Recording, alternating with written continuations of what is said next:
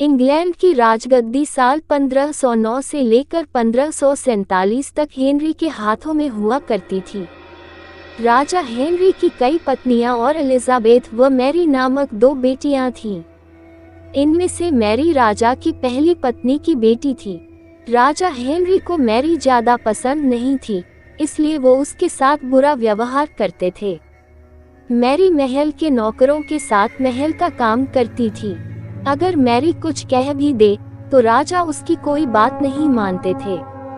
सन 1547 में जब राजा हेनरी की मौत हो गई तो प्रजा की इच्छानुसार 16 शताब्दी के दौरान हेनरी की पहली बेटी मैरी को इंग्लैंड की राजगद्दी दे दी गई। वह इंग्लैंड की रानी बन गई। उस समय इंग्लैंड के हालात बहुत अच्छे नहीं थे। इंग्लैंड कैथोलिक और प्रोटेस्टेंट इन दो धर्मों के बीच में बंट गया था।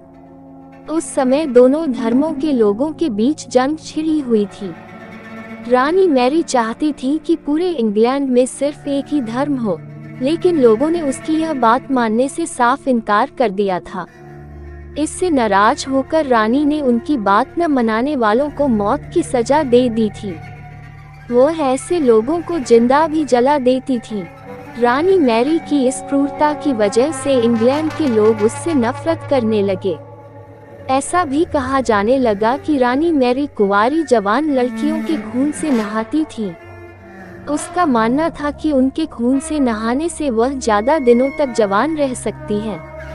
कुछ सालों बाद रानी मैरी ने शादी कर ली और कुछ समय बाद इंग्लैंड में एक खबर आई कि रानी मैरी गर्भवती है और जल्द ही उनके राज्य को उनका नया राजा भी मिल जाएगा।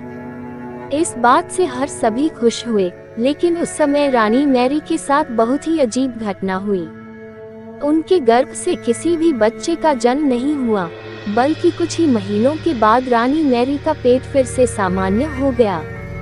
वहाँ के ओझा लोगों ने अपनी तंत्र विद्या से बताया कि रानी मैरी के गर्भ में कोई बच्चा नहीं बल्कि एक भूत आकर निवास करता है।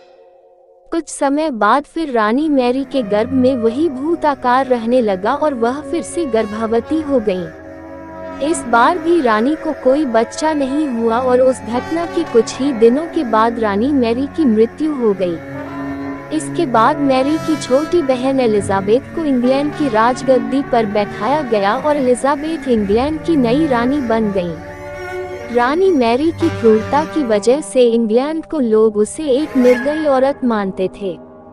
वहीं जब उसके गर्भ में बच्चे की जगह एक भूत का निवास होने लगा तो लोगों ने उसे शापित भी करार दे दिया और इसी वजह से उसे लोगों ने ब्लडी मैरी का नाम दिया।